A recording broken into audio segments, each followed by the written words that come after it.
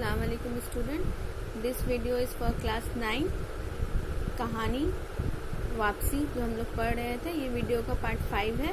इससे पहले वाले पार्ट में हम लोगों ने पढ़ा था कि किस तरह से गजादर बाबू अपने घर के ज़रूरतों को अपनी पत्नी के साथ शेयर करते हैं और कहते हैं खर्च कम करना होगा, लेकिन उनकी पत्नी जो है उनसे रूठ जाती है और कहती है किस किस का पेट काटूं।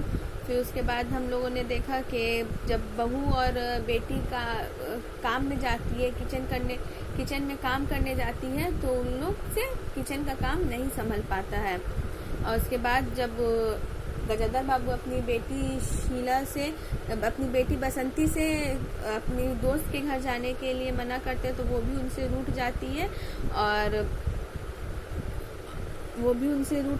और उनसे कई दिनों तक बात नहीं करती। तो उनको इस बात पे गुस्सा आता है कि लड़की के इतने मिजाज होना अच्छी बात नहीं है। तो वो कहते हैं कि इसकी शादी, बसंती की शादी जो है वो जल्द से जल्द करवा देंगे। तो इस पर उनकी पत्नी और भी कुछ कहती है कि उनकी पत्नी उनको ये खबर देती है कि अमर, जो उनका बड़ा बेटा है, वो अब अलग रहने का सोच रहा है। तो उसके बाद आगे क्या होता है अब हम लोग पढ़ेंगे इस वीडियो में। क्यों? गजादर बाबू ने चकित होकर पूछा। वो उनसे पूछते हैं कि क्यों वो अलग रहना चाहता है। बहुत हैरानी से पूछते हैं कि क्यों वो अलग होना चाहता है। पत्नी ने साफ साफ उत्तर नहीं दिया। अमर और उसकी बहू की शिकायतें बहुत थी, लेकिन उनकी पत्नी उन्हें साफ साफ नहीं कहती।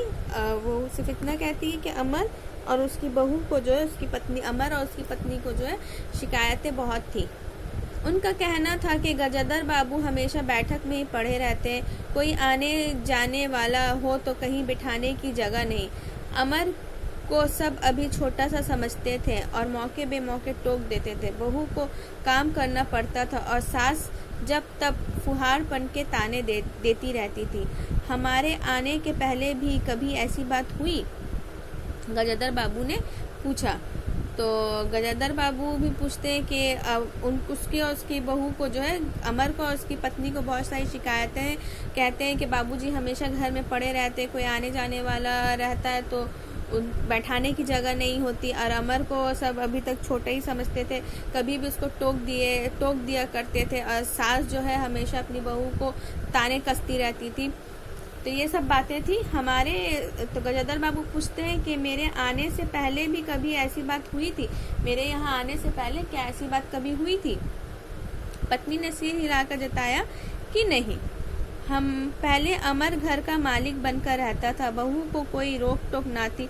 अमर के दोस्तों का प्राय यही अड्डा जमा रहता था और अंदर से नाश्ता चाय तैयार होकर जाता रहता था। बसंती को वही अच्छा लगता था। तो उसकी पत्नी कहती है नहीं, ऐसे कोई बात पहले नहीं हुई थी, क्योंकि आपके आने से पहले अमर ही इस घर का मालिक बना हुआ रहता था और हमेशा बहू को भी कोई रोक टोक नहीं था। और हमेशा अमर के दोस्त जो है यहीं पे अड्डा करते रहते थे और अंदर से चाय नाश्ता बन के आता रहता था और बसंती को भी ये सब चीज़ें ही पसंद आती थी। गजादर बाबू ने बहुत धीरे से कहा, अमर को कहो जल्दबाजी की कोई ज़रूरत नहीं है। तो गजादर बाबू बहुत ही आहिस्ते से बोलते हैं कि अमर से कहो कि जल्दबाजी करने की कोई ज़रूरत नहीं है।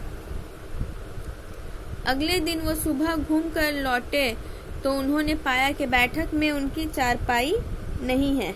अंदर आकर पूछने ही वाले थे कि उनकी दृष्टि रसोई के अंदर बैठी पत्नी पर पड़ी। उन्होंने कहने को मुंह खोला कि बहू कहाँ है, पर कुछ याद कर चुप हो गए। तो जैसे अगले दिन वो सुबह टहल कर आए तो देखते हैं कि बैठक में जहाँ उनकी चारपाई लगाई गई थी वो नहीं है। अंदर आकर पूछने वाले ही थे कि उनकी नज़र जो है, उनकी दृष्टि मतलब उनकी नज़र जो है अंदर उनकी पत्नी जो बैठी रसोई के अंदर जो बैठी हुई थी उस पर पड़ी। वो उनसे कुछ पूछने ही वाले थे कि बहू कहाँ है, पर वो कुछ सोच कर नहीं पूछते हैं। पत्नी की कोठरी में झांका तो अचार, रजाइयों और कनस्तरों के मध्य अपनी चारपाई लगी पाई।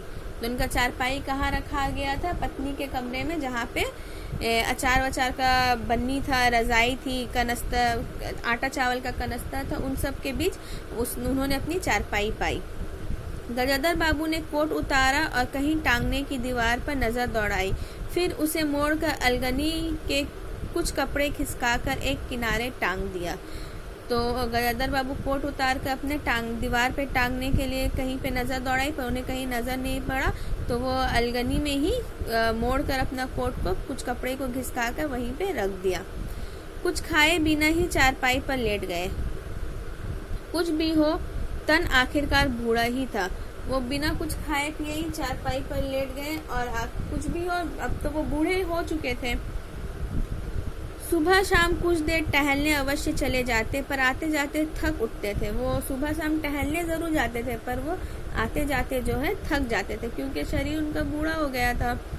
गजाधर बाबू को अपना बड़ा सा खुला हुआ क्वार्टर याद आ गया। निश्चित जीवन, सुबह पैसेंजर ट्रेन आने पर स्टेशन की चहल पहल, चिर परिचित चेहरे और पटरी पर रेल के पहियों की खट खट जो उनके मधुर संगीत की तरह थी।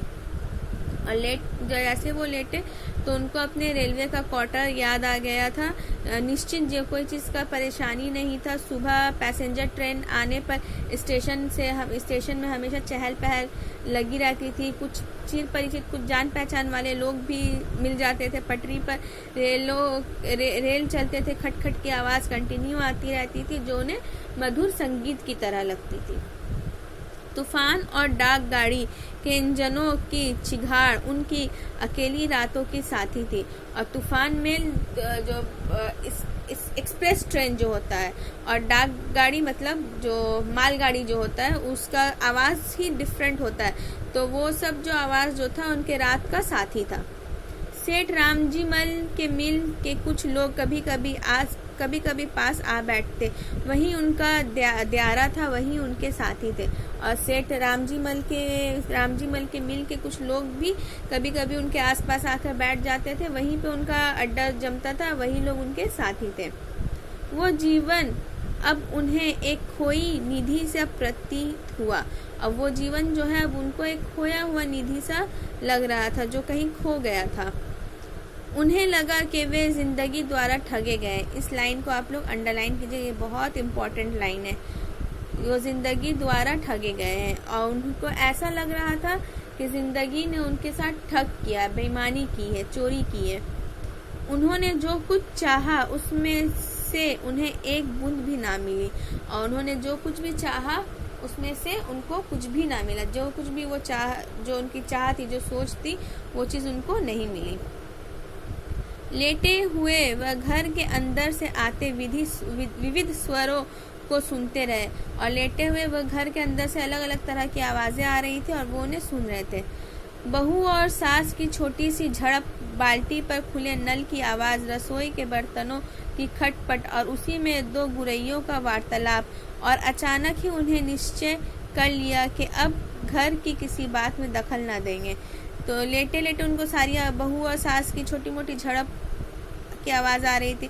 बाल्टी में नल खुला हुआ था तो पानी की आवाज़ें आ रही थी। रसोई में बर्तनों की खटपट की आवाज़ आ रही थी, और उसी के दरमियान दो गुरैयों के बातचीत की भी आवाज़ आ रही थी। तो उन्होंने अचानक से ये निश्चित कर लिया, ये सोच लिया कि घर के किसी मामले में वे अब दखल नहीं देंगे। यदि गृह स्वामी के लिए पूरे घर में एक चारपाई की जगह नहीं है तो वो यहीं पड़े रहेंगे। वो कह रहे थे यदि गृह स्वामी, जो घर जिनका जो घर के मालिक है, अगर उसके लिए इस पूरे घर में उनकी एक चारपाई के लिए ही जगह नहीं है तो वो यहीं पर ही पड़े रहेंगे। अगर कहीं और डाल दी गई तो वहाँ से चले जाएंगे। अगर यहाँ से भी उठाकर उनका चारपाई कहीं और रख दिया गया तो वो इस घर से चले जाएंगे।